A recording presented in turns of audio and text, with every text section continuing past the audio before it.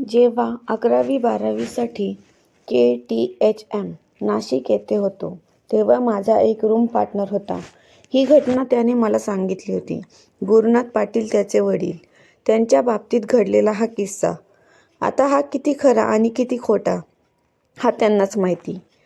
ही 1982 सालची गोष्ट आहे. गुरुनाथ पाटील नुकतेच पदवी पास झाले होते. काही ठिकाणी अर्ज पाठवल्यानंतर त्यांना समुद्राच्या आसपासच्या दुर्गम भागातील एका सोनेवाडी नाव असलेल्या गावात आश्रमशाळेत शिक्षणाच्या नोकरीची ऑर्डर आली. नोकरीच्या संधीने ते अतिशय उत्साहित होते. लवकरच त्यांनी नोकरीवर रुजू होण्याचे ठरवले. 2 दिवसातच त्यांनी आवश्यक सामान एका लोखंडी पेटीत भरले आणि सोनेवाडीच्या तालुक्याच्या ठिकाणी पोचले. तिथून पुढे कोणतेही वाहन उपलब्ध नसल्याने त्यांनी डोक्यावर पेटी ठेवून पायपीट करत निसर्गाच्या सौंदर्याचा आनंद घेत सोनेवाडी गावाचा प्रवास सुरू केला. आजूबाजूला उंच उंच झाडी, आच्छादलेले डोंगर, त्यातून वाहणारे पाण्याचे झरे आणि आकाशातून येणाऱ्या पक्ष्यांचे संगीत या सर्वांनी त्यांचे मन मोहित केले होते. निसर्गाने संपन्न अशा भागात पुढील आयुष्य जाणार या विचाराने ते आनंदी झाले होते. काही अंतर चालल्यावर मागून एक बैलगाडी आली आणि तिने त्यांना थोड्याच वेळात गावात पोहोचवले. सोनेवाडीला पोहोचताच त्यांनी शाळेत हजेरी लावली. हेडमास्तर वयोवृद्ध आणि शिस्तप्रिय होते. त्यांनी गुरुनाथ गुरुजींना सांगितले की त्यांच्या राहण्याची खोली अजून एक रिटायर्ड गुरुजींच्या ताब्यात आहे, ज्यांना 1 महिना अजून तिथे राहण्याची परवानगी दिली आहे. त्यामुळे त्या महिन्याभरासाठी गुरुनाथ गुरुजींना गावात कुठेतरी दुसरी व्यवस्था करावी लागणार होती. गुरुनाथ गुरुजी त्या भागात एकदम नवखे होते. त्यांनी गोंधळून हेड गुरुजींना बघितले आणि एखादी खोली शोधून देण्याची विनंती केली. थोड्याच वेळात डोक्यावर पेटी आणि शाईचा शिपाई घेऊन स्वारी गावाच्या दिशेने निघाली. शिपाई चालला बोलघेवडा होता. गावात पोहोचलेपर्यंत त्याने शाळेविषयी बरीच माहिती पुरवली. गुरुनाथ गुरुजींनी मात्र त्याच्याकडे कमी लक्ष आणि आजूबाजूला जास्त बघत होते. डोंगरावर वसलेले ते गाव लाल मातीच्या अरुंद वळणदार रस्त्यावरून चालत असताना बाजूला असलेल्या झाडाच्या सावल्या आणि मधूनच कानावर येणारे पक्ष्यांचे मधुर आवाज मन प्रसन्न करत होते. गावात पोहोचल्यावर त्यांच्या तांडा हळूहळू पुढे सरकत होता. सगळीकडे घरे एक सारखीच दिसत होती. कुडाच्या भिंती, त्याच्यावर मातीचा लेप आणि वर गवताची छपरे. फक्त आकारमानात थोडा बदल झाला. आता यातील कोणत्या घरात राहण्याची वेळ येते देव जाणे. गुरुनाथ गुरुजी मनातच विचार करत शिपाई कोठे जातोय हे बघत त्याच्या मागे चालले होते. गावच्या शेवटी जाऊन एका चांगल्या मोठ्या घरासमोर तो थांबला. घर अगदी तसेच, फक्त आकारमान थोडे मोठे होते. त्याने रखमा आजी, ओ रखमा आजी, आहे का घरात म्हणून आरोळी दिली. थोड्याच वेळात हिरवे लुगडे आणि खणाची चोळे घातलेली एक आजीच्या वयाची स्त्री बाहेर आली. वय जरी जास्त दिसत असले तरी हालचाली मात्र वेगवान होत्या. आवाज मात्र मायाळू. शिपायांनी सर्व काही तिला सांगितले आणि 1 महिना गुरुनाथ गुरुजींना तिच्याकडे ठेवून घेण्याची विनंती केली. तिला बिचारीला मूळबाळ नव्हते. ती सोबत होईल आणि वर 2 पैसे पण भेटतील म्हणून लगेच तयार झाली. थोडके जेवणाचे पैसे ठरवून त्याच क्षणाला गुरुनाथ गुरुजी रखमा आजीचे भाडेकरू झाले. दिवस चांगले चालले होते. गुरुजींची शाळा रोज सुरू झाली होती. घरी असल्यावर रखमा आजीला मदत करणे आणि बाहेर खाटेवर पडून वाचन करणे असा त्यांचा नित्यक्रम ठरलेला होता. रखमा आजी, त्याला मूल बाळ नव्हते. ती आता गुरुनाथ गुरुजींनाच मुलासारखा जीव लावू लागली होती. तसेच तिच्याकडे कोणाचे आणि तिचे कोणाकडे येणे जाणे दुर्मिळच होते. कायम घराशेजारीच फुलाफळांची बाग, 2 शेळ्या आणि घर एवढेच तिचे जग होते. आता गुरुनाथ गुरुजी त्या जगात समाविष्ट झाले होते.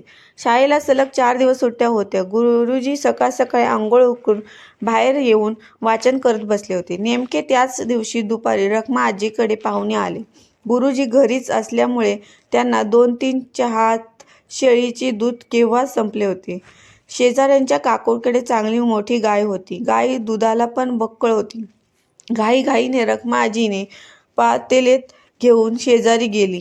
थोड्याच वेळात तिने रिकामे पातेले घेऊन शेजाऱ्यांच्या काकूंच्या नावाने बोटे मोडत आली. तिने म्हणे आजीला बघून दुधाचे पातेले झाकले होते आणि दूध संपले म्हणून रिकामेच पातेले मागेरी घेऊन आली होती.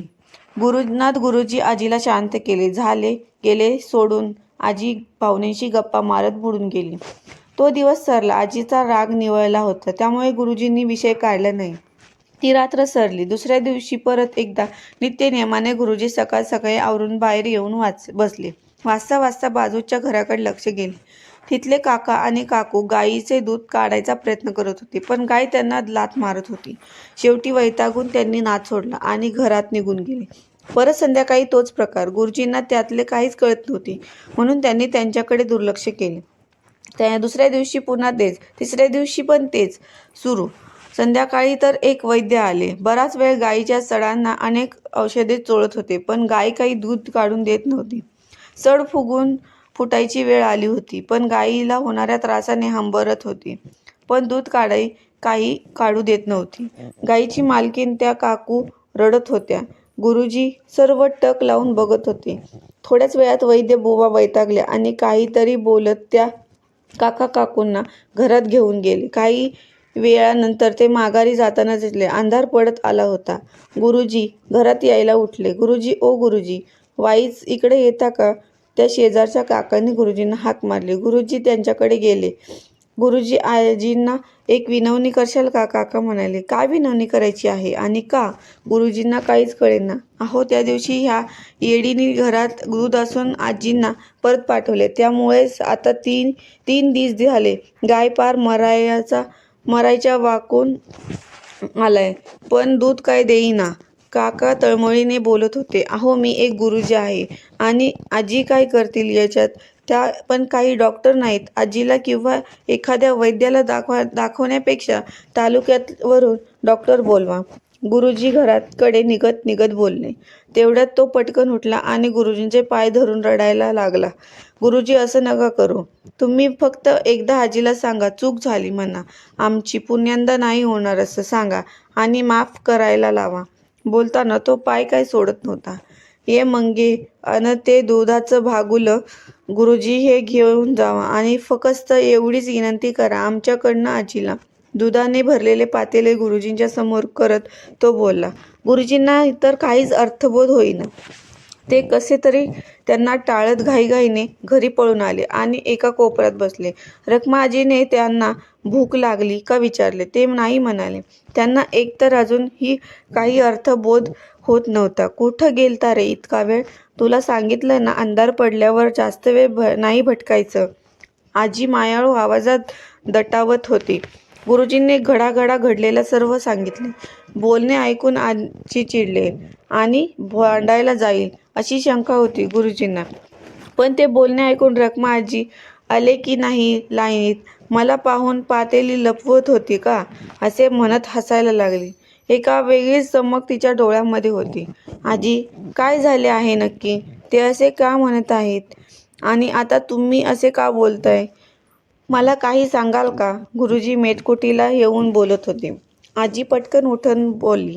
तुला पाहायचंय ना कशी खोड जिरवली त्या दूधवालीची? चल मग. घरातून एक पकड हातात घेऊन आजी तरातरा पुढे निघाले. गुरुजी घाईघाईने पळत निघाले. आजी थेट शेजाऱ्यांच्या गोठ्यात घुसली आणि त्या गाईच्या खुंटाजवळ पकडीने जोर लावून एक खिळा बाहेर काढला.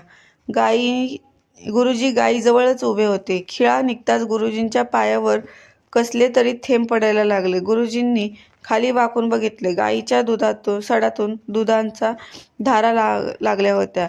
आजी त्यांच्याकडे बघून हसत होती. गुरुजी अचंबित होऊन कधी आजीकडे तर कधी दुधाच्या धारेकडे बघत थरथरत होते. ती रात्र कशीबशी काढून दुसऱ्या दिवशी गुरुजींनी 8 दिवसांची रजा टाकली. परत येतो सांगून सामान घ्यायला परत गेले नाही. सध्या ते एका बस कंडक्टरच्या नोकरीतून निवृत्त होऊन आयुष्याचा आनंद उपभोगत आहेत. मित्रांनो, तुम्हाला ही कथा आवडली असेल तर चॅनलला लाईक आणि सबस्क्राईब नक्की करा. धन्यवाद.